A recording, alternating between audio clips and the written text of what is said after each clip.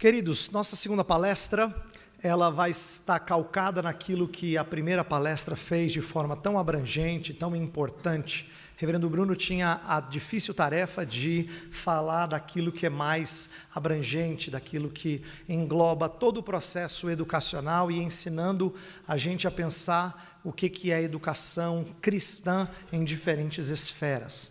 Eu vou falar um pouquinho mais focalizado agora no discipulado, que é o tema que norteia a nossa fala, a nossa conferência neste ano.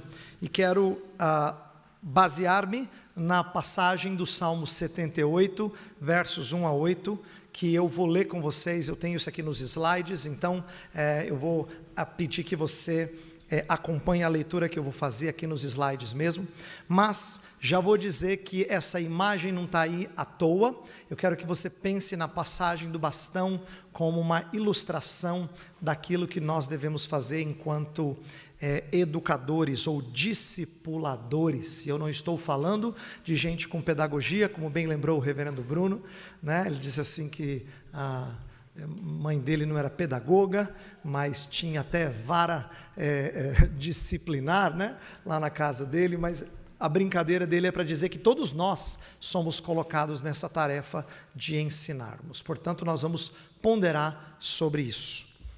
Eu quero, então, convidar você a acompanhar a leitura que eu vou fazer dos primeiros 8 versos desse belo salmo. Escutai, povo meu, a minha lei, prestai ouvidos às palavras da minha boca. Abrirei os lábios em parábolas e publicarei enigmas dos tempos antigos. O que ouvimos e aprendemos, o que nos contaram nossos pais, não encobriremos a seus filhos.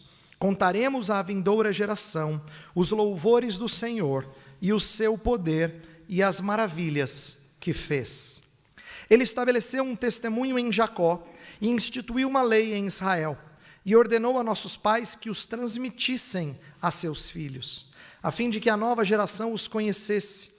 Filhos que ainda hão de nascer se levantassem e, por sua vez, os referissem aos seus descendentes, para que pusessem em Deus a sua confiança e não se esquecessem dos feitos de Deus, mas lhe observassem os mandamentos, e que não fossem como seus pais, geração obstinada e rebelde, geração de coração inconstante, e cujo espírito não foi fiel a Deus. Irmãos, esse salmo, e eu vou voltar nele mais ao final da minha palestra, ele começa com a temática de todo o salmo. Ele é um salmo de ensino. Por isso que o verso 1 diz: escute, povo meu, a minha lei. A palavra lei aqui, Torá, na verdade é melhor traduzida nesse contexto por ensino, instrução. Escute a minha instrução. Eu vou instruir a vocês agora através de parábolas. Parábolas aqui é a ideia de contar histórias, mas não necessariamente histórias difíceis de entender. Quando ele fala de enigmas, tem a ver com coisas que não são veladas àquele que conta, porque ele entende as coisas do Senhor. No verso 3 ele fala: nós ouvimos e nós aprendemos, e nós então contamos à próxima geração. Depois, no verso 5, ele vai dizer que isso é um mandamento que pais transmitam aos seus filhos, para que no verso 6 continue esse ensinamento a ser passado de geração em geração. Para quê? Para que ao final da história todos conheçam ao Senhor e nele confiem, verso 7, e não sejam rebeldes como foram gerações anteriores. Uma das coisas bonitas desse salmo é que ele coloca a esperança para que você quebre com maus ensinos. Não é verdade que eu recebi mau ensino, fui educado pelo meu pai, recebi isso da minha mãe e não vai ter jeito, eu não vou conseguir começar de novo. Pelo contrário, a visão aqui é de que é possível começar de novo. A geração má que houve antes não determina novos caminhos daqueles que se comprometem a confiar no Senhor.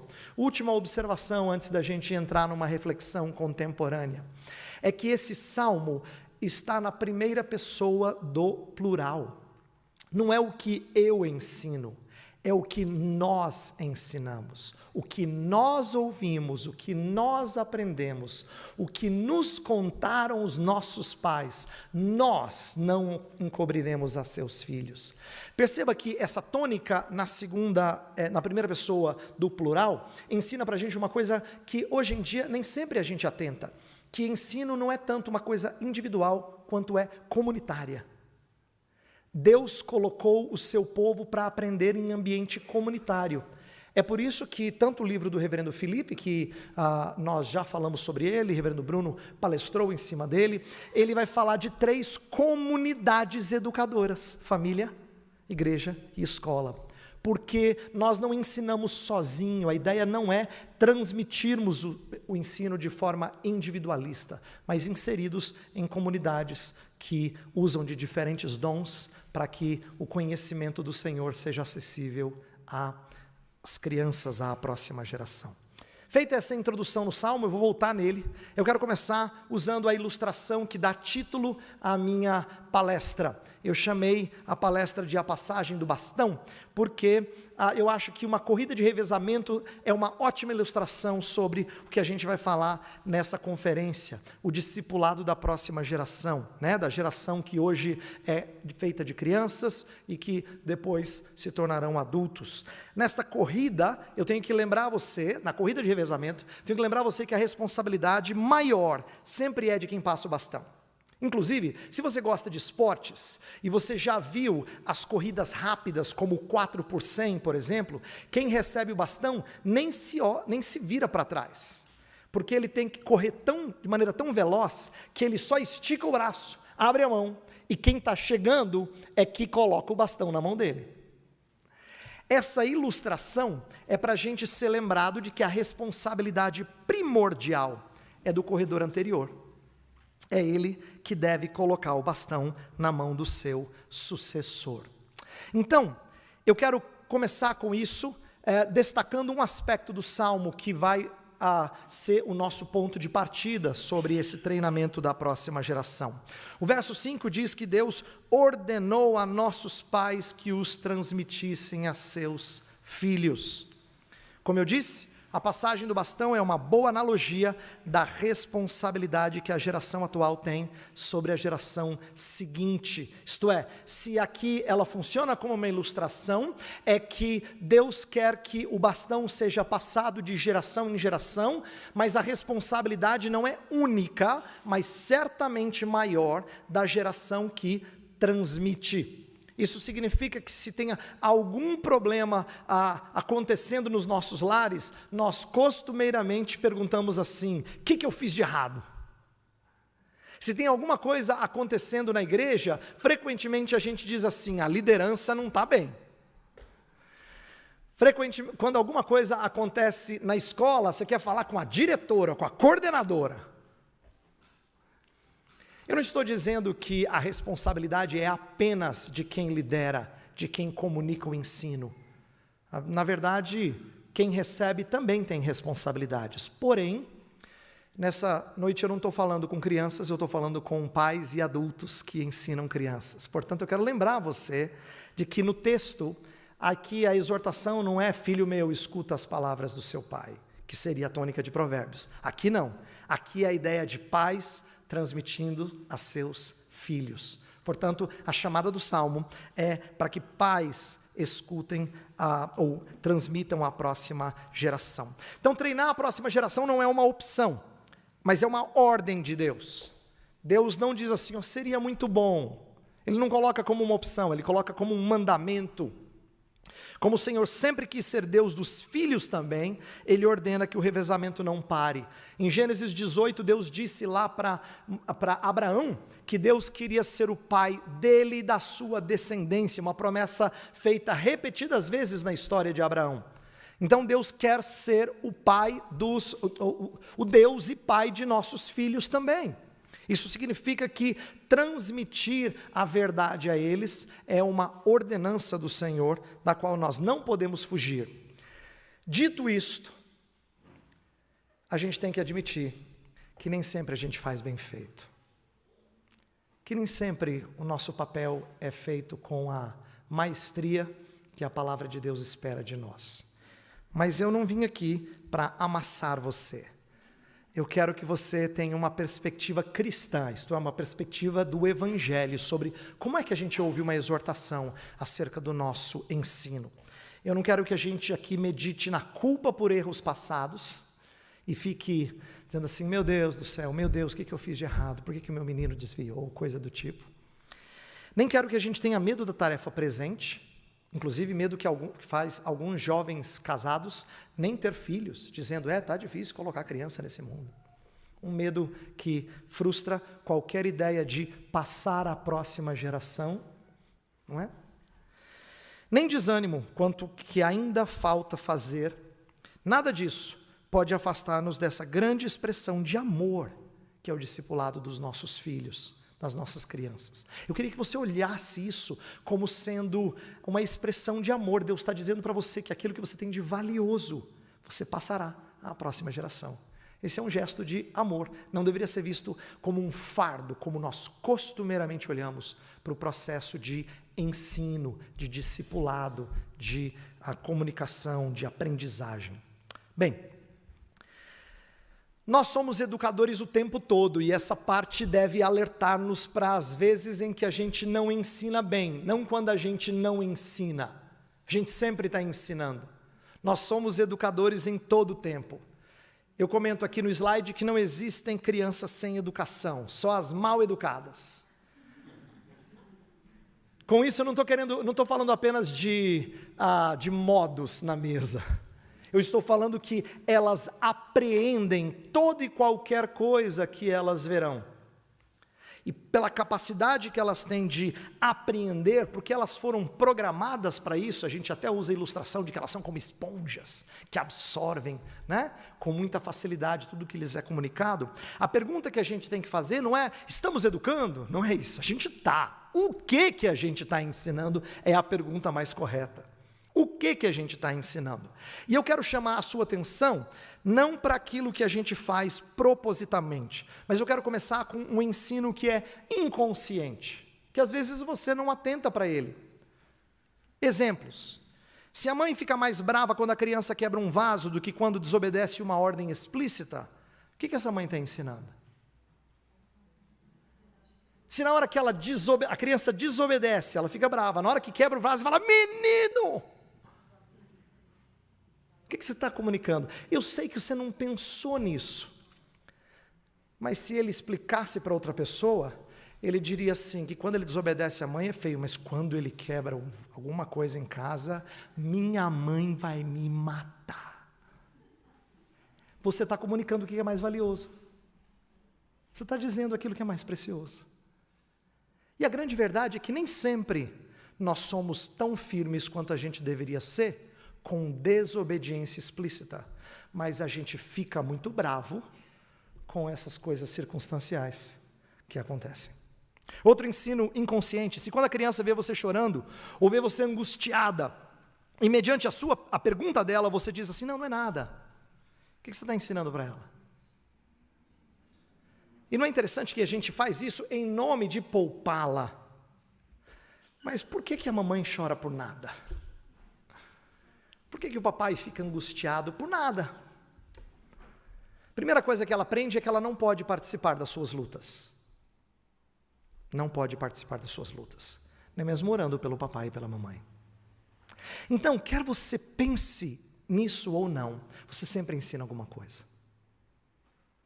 Nós temos às vezes ensino que é inconsciente. E por que as crianças absorvem tão bem?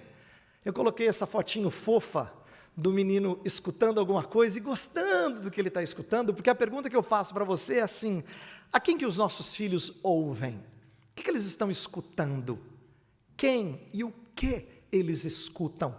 Na geração dos fones, né? E dos aplicativos os mais diversos, eles ouvem o tempo todo, e eu não estou falando só de adolescentes, mas de crianças também. As influências sobre as crianças vêm das fontes mais diversas, nós sabemos disso, desde o desenho que a gente coloca para elas para assistir, ou o livro que a gente coloca elas para ler, ou aquilo que elas ouvem na casa da titia, da vovó, do amigo, do parente, do vizinho, quem quer que seja, ou que elas ouvem na escola, ou que elas ouvem das suas brigas um pouquinho exaltadas, mesmo com a porta fechada. Tudo é comunicado a elas. Será que a família e a escola têm tido critérios ao filtrar o que elas absorvem? Eu levanto isso, não que eu esteja deixando a igreja de lado, mas eu quero chamar a sua atenção para escola e família, porque normalmente eles dizem assim, a escola, pastor, não sei não. Mas a gente raramente diz assim, a família, pastor, não sei não. Porque nós sempre somos mais aptos a isso, mas eu estou chamando a atenção da família também, por causa, às vezes, das facilidades. Isto é, não são muitos os que não admitem culpa em ter colocado os meninos para assistir alguma coisa só para você poder ficar livre para fazer outra. Mesmo que o que eles assistem não seja a melhor coisa do mundo. São poucos os que não podem ser culpados disso. Vozes dissonantes. Se nossos filhos estão ouvindo coisas diferentes, e amanhã, reverendo Felipe Fontes vai explicar ainda mais sobre os desafios contemporâneos, eu vou apenas tocar no assunto, ele vai explorar mais o assunto. Nós ouvimos constantemente vozes dissonantes, o que eu quero dizer é que as crianças ouvem ensinos diferentes, podem ouvir alguma coisa dos pais, outra coisa da escola, e às vezes até outra coisa na igreja, outra coisa dos amigos, e isso gera certamente confusão. Então eu quero chamar a sua atenção para isso aqui, ó. Influências externas não são determinantes. O ambiente esterilizado de imoralidade não impede pecado interno, por exemplo, mas também não são inofensivas. O que eu quero dizer é o seguinte, deixa eu explicar a primeira parte. Nós não podemos dizer, pastor, está complicado, está tão complicado que eu assim boto o menino na bolha. Botar o menino na bolha significa não expor ele às coisas e tentar protegê-lo ao máximo. Alguns de nós são mães galinhas. E não é só proteger no sentido de não querer que eles se machuquem, é medo de como eles irão interagir com aquilo que não combina com os seus valores e princípios. Mas o que eu quero lembrar a você, e isso é muito importante, é que a gente não tem uma visão determinista sobre o contato com coisas que estão fora, como se isso fosse determinar o comportamento deles. Então, por um lado, existe o extremo de achar que tudo que eles ouvem vai fazer um mal quase que irreversível. Essa é uma visão determinista e é o medo dessas coisas que faz a gente colocá-los numa bolha. Então, eles só ouvem música de um jeito, só assistem desenho de Jesus e da Bíblia, só leem livro cristão. É um jeito da gente proteger, mantê-los na bolha, temerosos de que eles peguem algum tipo de informação ruim de outro lugar. Mas o que a gente aprende é que você peca mesmo sem influência externa. A gente é capaz de pecar num quarto escuro, sem ninguém nos estimulando, só nós ali. Por quê? Porque pecado é uma coisa que procede de dentro. Ele tem estímulo de fora, mas ele procede de dentro.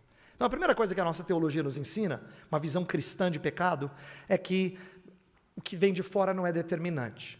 Porém, o outro extremo é a gente achar que é inofensivo. São aqueles que dizem isso mesmo, pastor, filho tem que botar no mundo e a gente tem que treiná-los para encarar o que der e vier.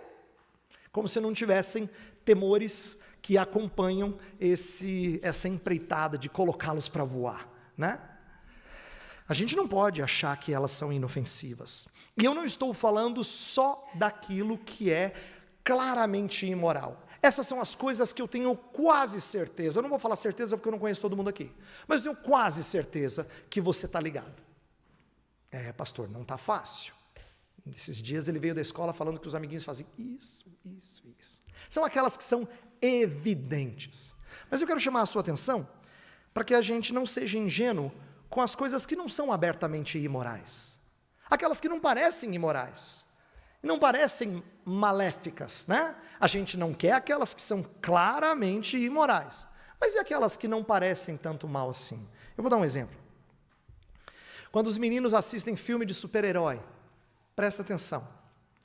Até filmes de super-heróis inspiram um desempenho humanista que é autossotérico. Isto é, ele quer salvar-se dos seus problemas. Não é à toa que quando crianças desejam replicar o herói favorito, é sinal de que a proposta encontra guarida em seus corações pecadores. Não é interessante que eles sempre brincam de que eles são os heróis, nunca os que precisam de salvação? Os coraçõezinhos deles são complicados. E é por isso que eles são colocados diante de pessoas super especiais. E eles dizem, sou eu. Vou resolver o mundo.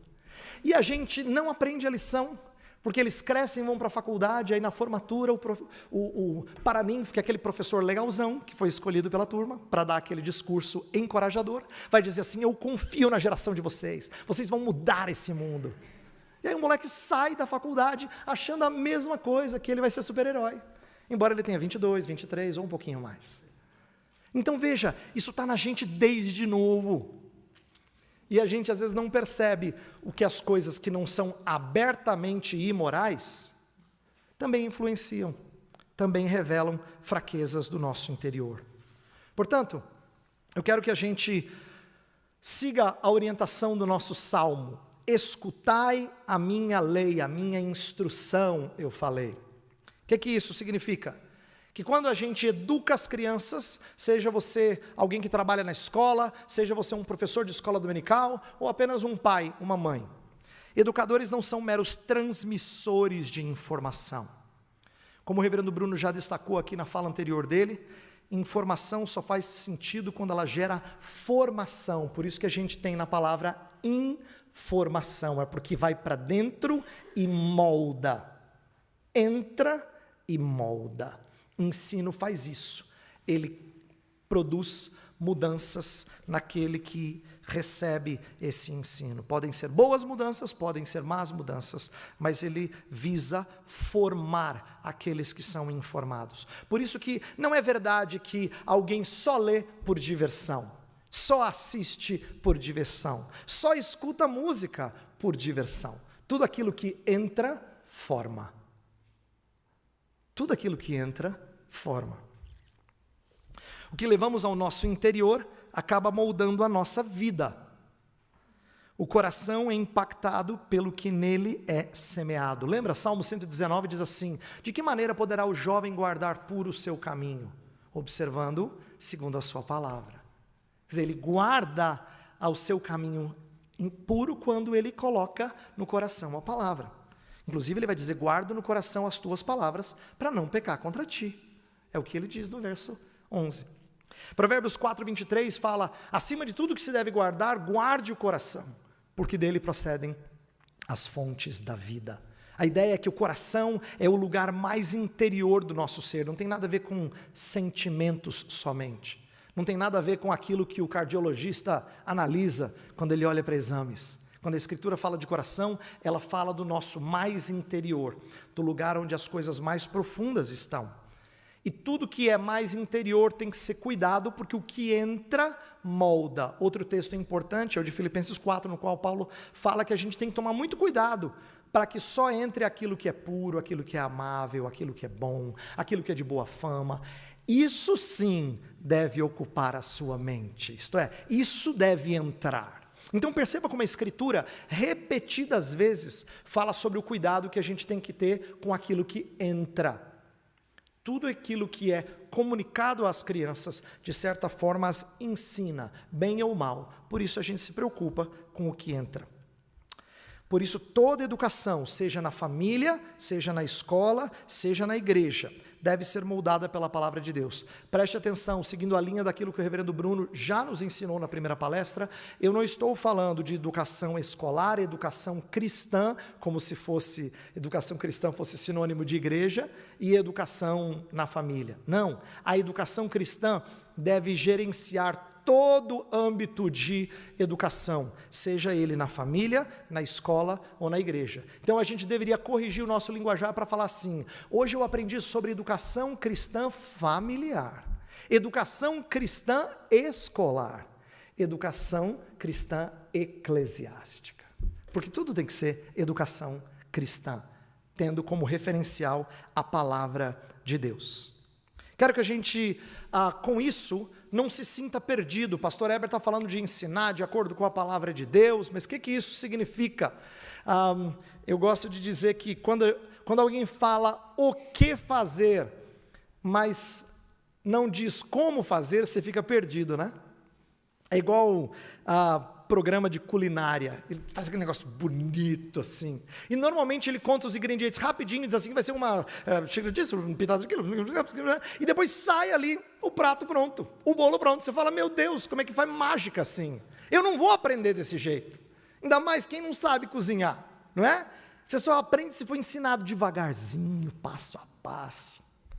Então, a gente não pode falar de treinamento e transmissão de ensinamento sem falar dos ingredientes, sem falar do que tem que ser ensinado, como tem que ser ensinado. E é claro que eu não vou conseguir esgotar tudo aqui, mas eu queria pelo menos levantar alguns desses ingredientes. Senão, como eu disse, fica desanimador, como nos vídeos de culinária. Eu quero que a gente saiba como lidar com eles e o que a gente tem que colocar nessa comida. Os ingredientes para as crianças, pasmem, são os mesmos de qualquer discípulo de Cristo. A idade dos discípulos só muda a dose, não a essência. Sabe por que é importante esse ensino? É porque a gente está, às vezes, acostumado a pensar que tem coisa que ainda não é para as crianças. Não é? Então, se eu perguntasse para você assim, você já ensinou para o seu menino não adulterarás? Você fala, nossa, pastor, ainda não chegou nessa fase não. Por que você acha que você não pode ensinar para os pequenininhos que o papai e a mamãe é que dormem no quarto juntos? Outro adulto não dorme no mesmo quarto que o papai e a mamãe. Isso pode ser ensinado para os pequenininhos. O que eu quero dizer é que nós temos a impressão de que tem certas coisas que são para os pequenos e outras não. Outras a gente só ensina para os adultos. Na verdade, eu quero mostrar para você aqui que aquilo que a gente ensina os adultos deve ser o que a gente ensina às crianças. A dose é diferente, mas a essência é a mesma. E o que eu vou falar aqui não vale só para as crianças. Se os adultos aprendessem isso aqui bem, Deus abençoaria certamente muito mais as igrejas aqui representadas. Porque, na verdade, no final da história, a gente só sabe ensinar aquilo que a gente aprendeu. Então, se vocês não aprenderem bem as coisas, os ingredientes que eu vou compartilhar aqui, se eles entrarem de forma confusa na sua mente, no seu coração, a transmissão vai ser confusa também. E você vai ouvir as palavras e vai reconhecê-las, mas eu vou fazer o máximo para explicar elas o mais claro possível, para que você não ache que você entendeu, você de fato entenda, você compreenda as implicações desses ingredientes. Então a gente vai olhar para o Salmo 78, tá? Quais são os tipos de ingredientes? E a gente poderia listar outros, é inegável de que existem vários ingredientes dos quais a gente poderia falar aqui numa palestra de treinar as nossas crianças, seja no ambiente da família, seja no ambiente da igreja ou da escola. Mas eu quero destacar algumas importantes aqui, porque elas aparecem mais explicitamente no Salmo 78, e eu creio que com elas a gente consegue direcionar muito bem uma série de coisas do nosso ensinamento. Primeira verdade. Primeira coisa que eu quero destacar, pode parecer a última, pode parecer aquela que devia vir no final. Não, ela é a primeira, é o Evangelho, é a notícia redentora, que norteia toda a educação cristã. Eu quero explicar isso. Nos versos 7 e 8, se você tiver a sua Bíblia aberta, diz assim: para que pusessem em Deus a sua confiança e não se esquecessem dos feitos de Deus, mas lhe observassem os mandamentos e que não fossem como seus pais, geração obstinada e rebelde, geração de coração inconstante, cujo espírito não foi fiel a Deus. Esses 2 versos estão dizendo que o que ouvimos e aprendemos, o que nos contaram nossos pais, nós contaremos à próxima geração, para quê? Para que eles conheçam o Senhor. Para que eles coloquem em Deus a sua confiança e, consequentemente, observem os mandamentos do Senhor e não sejam rebeldes e não se esqueçam dos feitos de Deus. Gente, essa é uma maneira veterotestamentária, isto é, do Velho Testamento, de falar do Evangelho. Evangelho não é só Deus amou ao mundo de tal maneira que deu seu Filho unigênito. Não é só João 3,16. Aquela é a versão neotestamentária que deixa claro, por meio do seu Filho, que Deus traz salvação. Mas Deus trazia salvação da mesma forma. Graciosamente Ele ensinava ao seu povo que todos os seus grandes feitos deveriam ser alvo da confiança do povo nele. Perceba, Deus não pede o povo que confie nele e depois ele vai fazer maravilhas. Não. Nunca você confia primeiro. Primeiro o Senhor se apresenta poderosamente. Então você confia nele. É assim que é o Evangelho. Deus amou ao mundo de tal maneira que deu o seu Filho, poderosos feitos de Deus, para que todo aquele que nele crê, sua resposta, tenha vida eterna, o grande presente. Percebe? É sempre assim na Escritura. Deus faz os grandes feitos e aí Ele chama você, convoca você a que creia nele. Eu digo que esse Evangelho é o nosso diferencial. É ele que faz germinar educação genuinamente cristã. Ele é a semente, ele é o ponto de partida. E veja o que eu quero dizer com isso. Enquanto famílias não crentes e escolas não cristãs ainda podem ter valores, nós não temos só valores. Nós temos uma notícia redentora. Então, todas as vezes que você pensa em educação cristã e você pensa em valores, o descrente ouve você e diz, exatamente, isso também acho valioso, você não comunicou bem o que é educação cristã. Porque educação cristã não parte só de valores, ela parte de uma notícia, de que Deus se mostrou ao homem para que o homem confiasse nele. Que Deus enviou o seu Filho para que todo aquele que nele crê tenha a vida eterna. Então ela começa com o Evangelho. E aí isso me lembra do texto de Romanos 11:36. Lembra? Porque dele, por meio dele, para ele são todas as coisas? Não, porque dele são todas as coisas. Todas as coisas partem dele. Ele é a origem de todas as coisas. Inclusive todo o ensino provém primeiramente do Senhor. Até agora você está me ouvindo e está falando assim, pastor, eu entendi esse negócio de que a gente tem que ensinar os meninos a amar a Deus, pastor Bruno já falou isso na primeira palestra, mas ainda não ficou muito claro o que isso tem a ver com escola. Pois eu quero que você abra a sua Bíblia em Isaías capítulo 28.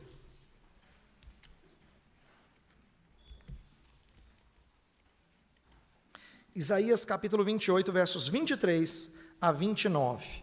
Escuta a leitura que eu vou fazer. O texto diz assim, Isaías 28, a partir do verso 23. Inclinai os ouvidos e ouvi a minha voz, atendei bem e ouvi o meu discurso. Porventura lavra todo dia o lavrador para semear? Ou todo dia sulca a sua terra e a esterroa?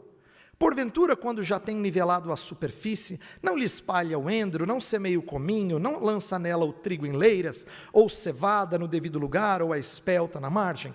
Perceba, todas essas perguntas, eu preciso fazer uma pausa aqui para você entender o texto. Todas essas perguntas, elas não necessitam de resposta, porque elas são perguntas retóricas.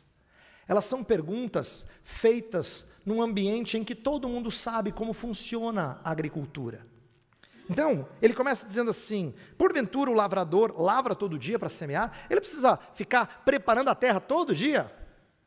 Qualquer menino da roça diria, claro que não, né, pastor? Claro que não. Todo mundo sabe disso. Aí ele continua, todo dia sulca a sua terra e a esterroa, ele precisa fazer o buraquinho lá, os sulcos, e depois tampar, todo dia?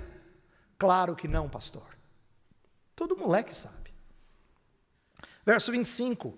Quando já tem nivelado a superfície, ele não espalha o endro, o cominho, não lança o trigo. E a resposta ao 25 é claro que sim, é assim que a gente planta. Então, todo mundo sabe como fazer. Essas perguntas são retóricas, elas não são difíceis. A parte mais legal é a resposta que Deus resolve dar, porque ela não é tão clara assim. O verso 26 diz: pois o seu Deus assim o instrui devidamente e o ensina. Isto é, a Isaías está dizendo assim, por que é que Deus, ou melhor, por que é que o lavrador sabe como cuidar da terra? E o texto responde, porque Deus o ensinou. Como assim, pastor? Deus assim revelou a ele num sonho, trouxe uma visão? O texto não está falando nada disso. O que o texto está dizendo é que o Senhor Deus está por trás de todo o processo de aprendizagem. Porque cada coisa que é apreendida é um descortinar do mundo que é a revelação do Senhor. Então, todas as vezes que alguém aprende alguma coisa, entendi, pode crer, Deus está por trás mostrando isso. Mesmo que as pessoas não reconheçam. O texto continua, dizendo assim, porque o endro não se trilha com instrumento de trilhar, nem sobre o cominho se passa a roda de carro, mas com vara se sacode o endro e o cominho com pau. Acaso é esmiuçado o cereal? Não. O lavrador nem sempre o está debulhando, nem sempre está fazendo passar por cima dele a roda do seu carro e os seus cavalos. Também isso procede do Senhor dos Exércitos. Ele é maravilhoso em conselho e grande em sabedoria. Significa que o Senhor Deus é aquele que comunica todo e qualquer ensino. Não é surpreendente pensar que quando a professora de matemática está fazendo os meninos entenderem, por trás daquele processo de ensino, ela está fazendo referência a um mundo ordeiro de Deus, e quando o menino entende, é Deus quem o ensina. É claro que é no uso da professora de matemática. E isso pode valer para física, para outro tipo de ciências sociais, pode valer para as coisas mais básicas da língua portuguesa, ou o processo de aprendizagem, de alfabetização, que é o início lá da educação dos nossos pequeninos. A verdade é que o nosso texto não falou de verdades teológicas. O texto falou de como cuidar da terra. E aí diz que Deus ensina a cuidar da terra. Então essa é uma coisa que a gente não ouve sempre, de que Deus é a fonte de todo conhecimento. E quando eu estou falando isso, parece bonito, a gente diz, amém. Mas isso significa que todo o processo de ensino da verdade provém dele. Ele está por trás de todo o entendimento da realidade. Portanto, o projeto de ensino é dele. Porque dele são todas as coisas, inclusive o projeto de ensino. Isso é alvo da nossa confiança, sabe? Se a gente tem a impressão de que a gente não é muito apto a isso, a gente tem que lembrar que é dele que provém todas as coisas. É dele o projeto. Um outro ingrediente que o Salmo nos ensina é a grande história. Eu estou me referindo à grande história porque eu não pude ler o Salmo, ele tem 72 versos, eu não queria ler inteiro. Eu só li a parte introdutória, mas depois da parte introdutória, dos primeiros 8 versos, ele vem contando algumas coisas que Deus fez na história de Israel, e de como Deus foi bondoso, mostrou a sua misericórdia, a sua justiça, e mesmo assim, Israel se esqueceu do Senhor repetidas vezes. O que é que o salmista está querendo fazer ao recontar essa história? Não é dizer que o ensino não vale a pena porque Israel não aprendeu, é que a próxima geração aprenda, para que não faça como as gerações anteriores. Então, ele conta a história para ensinar grandes verdades àquilo que o povo deveria, a geração atual deveria aprender. Eu coloquei assim que uma visão correta do mundo advém do entendimento acerca do desenrolar de toda a história.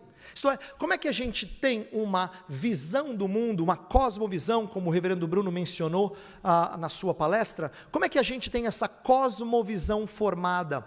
Entendendo a história, entendendo como as coisas foram feitas e o que é criacional, isto é, o que pertence à criação e que a gente não deve abrir mão? O que foi corrompido com o pecado e com a queda acabou distorcendo na vida das pessoas? E se a gente tem uma clara compreensão da abrangência da queda, a gente vai enxergar elementos bons, criacionais, e elementos distorcidos, caídos, em praticamente tudo que os meninos fazem. Criação, queda. Mas se a gente lembra da redenção que Jesus Cristo traz, então esse não é um mundo que está fadado à destruição e não tem jeito. Porque a esperança da Escritura é que existe redenção. Uma redenção que vem restaurar todas as coisas rumo à consumação de tudo. Veja, eu estou aqui falando em poucas palavras a história inteira, a história toda.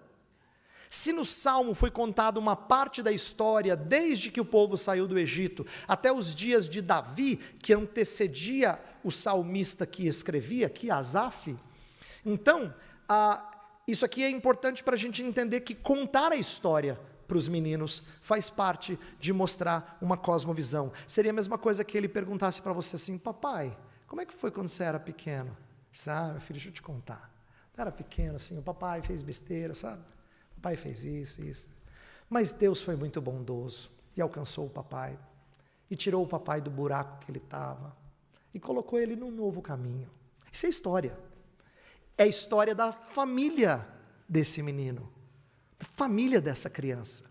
E se a história da família não é só a história do pai, ele pode dizer: essa é a minha história. Deus começou de novo na vida do meu pai, para que eu recebesse essas coisas. Perceba a importância de a gente conectar as coisas para os meninos. Sabe por que eu estou falando de história? Porque história dá claramente para a gente a ideia de interligação. Sabe o que os meninos sabem hoje? Informação desconexa. Ele sabe isso aqui, sabe isso aqui, sabe isso aqui, sabe isso aqui. Mas eles não sabem ligar. Porque a gente não tem contado como as coisas estão todas interligadas na grande história. Então não é à toa que a Escritura é muito voltada para narrativas, para histórias, porque ela sabe interligar as verdades. Então, se o Evangelho é a semente, a história já é o desabrochar dessa semente se tornando uma árvore. Isto é aquilo que vai se tornar a grande história. E aí eu coloquei embaixo aqui um outro trecho de Romanos 11:36, por meio dele. Por quê? Porque a história de Israel é um exemplo de revelação que ensina o povo, revelação especial a gente chama, a Bíblia. Mas não é só a revelação especial que ensina o povo. Deus forma a nossa cosmovisão quando a gente reconhece que tudo é revelação, inclusive esse mundo que ele fez, inclusive o meu vizinho, que foi feito à imagem e semelhança de Deus. Deus colocou a sua estampa em todas as coisas criadas. Por isso que tudo, de alguma maneira, revela as virtudes do Senhor.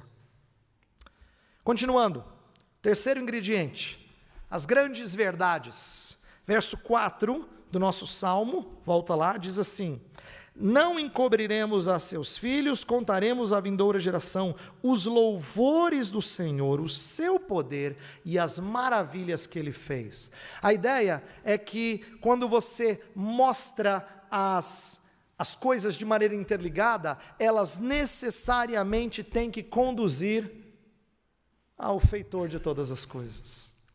Toda educação cristã precisa apontar para o mestre. E se o Evangelho é a semente e a história é a árvore, o nosso Deus é o agricultor.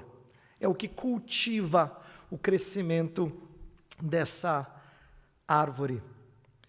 A educação deve ter um caráter relacional, pois ela visa nos apontar para Deus. Eu quero que você entenda isso. Quero que você entenda como todas as coisas que nós aprendemos, desde escola dominical, até os valores de como tratar o meu irmão, a minha irmã em casa, ou aquilo que eu aprendo na escola, das matérias que são as menos interessantes, elas deveriam ser conduzidas a um Deus que é fascinante, com o qual os meninos se encantam. Qualquer revelação funciona como um sinal que aponta ao Senhor. Isto é, qualquer coisa criada tem como ponto final de referência, o Senhor, o Criador de todas as coisas. A gente deveria estimulá-los a enxergar isso. Portanto, eu digo aqui algo ousado, eu sei que é difícil a gente pensar dessa forma, mas o objetivo das comunidades educadoras, família, igreja, escola, é fazer essa ponte, é levar pessoas ao conhecimento de Deus. Ah, pastor, mas meu menino está numa escola que não faz isso. Portanto, você precisa participar desse processo educacional. Ah, mas eu não entendo das matérias que ele faz. Tudo bem, mas ele precisa ser conduzido a pensar que cada coisa que ele compreende, o liga àquele que é a fonte de todo conhecimento. E é assim que ele é capaz de louvar ao Senhor, para que você forme crianças que estão, seja na igreja ou na escola, estudando, e ao final de alguma coisa espantosa, eles não hesitem em adorar o Senhor. Eu coloquei ali o final do trecho, na verdade, mais um trecho de Romanos 11:36. Para ele são todas as coisas, para a gente entender que ele é o propósito. As verdades precisam apontar para ele. E por último, quarto e último ingrediente que eu vou destacar, a missão. Verso 6 diz: a fim de que a nova geração os conhecesse, filhos que ainda hão de nascer se levantassem e por sua vez os referissem aos seus descendentes. O bastão vai continuar sendo passado, não é só de uma para outra geração, é contínuo aqui, é contínuo. O grande objetivo é formar novos semeadores, para que a árvore não seja sozinha, mas que ela seja parte de uma floresta, não é? Formar novos semeadores. Então, o final de Romanos 11:36 diz: a ele, pois, a glória eternamente. Amém. Como é que para ele vai ser dada toda a glória eternamente? Quando uma geração passa a outra geração, que passa a outra geração, os louvores do Senhor e as maravilhas que ele fez. Então, continuidade do ensino cristão permite que o Senhor seja continuamente glorificado. Que deleite saber que os nossos filhos andam na verdade. Isso que diz João na sua 3ª carta. Não tenho maior alegria do que esta, de saber que os meus filhos andam na verdade. Isso é uma coisa gostosa mesmo.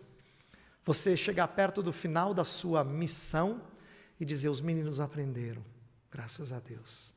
Agora eu espero que vocês passem para os meus netinhos. Não é? Esse senso de missão cumprida. Mas eu quero terminar, queridos, levando você a pensar assim: o que você sonha para eles? Quando você fica pensando assim: ai, queria que eles tivessem isso, quero ver se eu levo eles para tal lugar, ai, se eu puder colocar na escola tal. O que você sonha para eles? Eu quero que você entenda que os nossos alvos precisam ser corrigidos pela palavra de Deus. Frequentemente nós sonhamos por coisas que não são ruins, mas são secundárias. E a gente gasta pouco tempo sonhando por coisas que são primárias. A gente também precisa dela para revigorar-nos, a palavra de Deus, para revigorar-nos na tarefa de educá-los no caminho. Então, eu termino exortando vocês que aquele que treina bem a próxima geração perpetua o santo e bom ensino. Paulo disse assim para Timóteo: e o que de minha parte ouviste, através de muitas testemunhas, isso mesmo transmite a homens fiéis e também idôneos para instruir a outros. Que Deus dê graça a vocês, para que o bom ensino, seja na escola, seja na família, seja na igreja, continue sendo passado de geração em geração. Vamos orar. Senhor, nós te louvamos porque a tua palavra nos encoraja a sermos transmissores de um ensino cujo referencial é Cristo. Ajuda-nos a pensar em educação cristã de maneira mais abrangente do que de costume.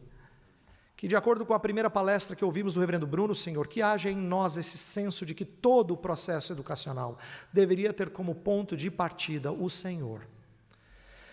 Deveria ter como grande condutor desse ensino a cosmovisão cristã, a grande história.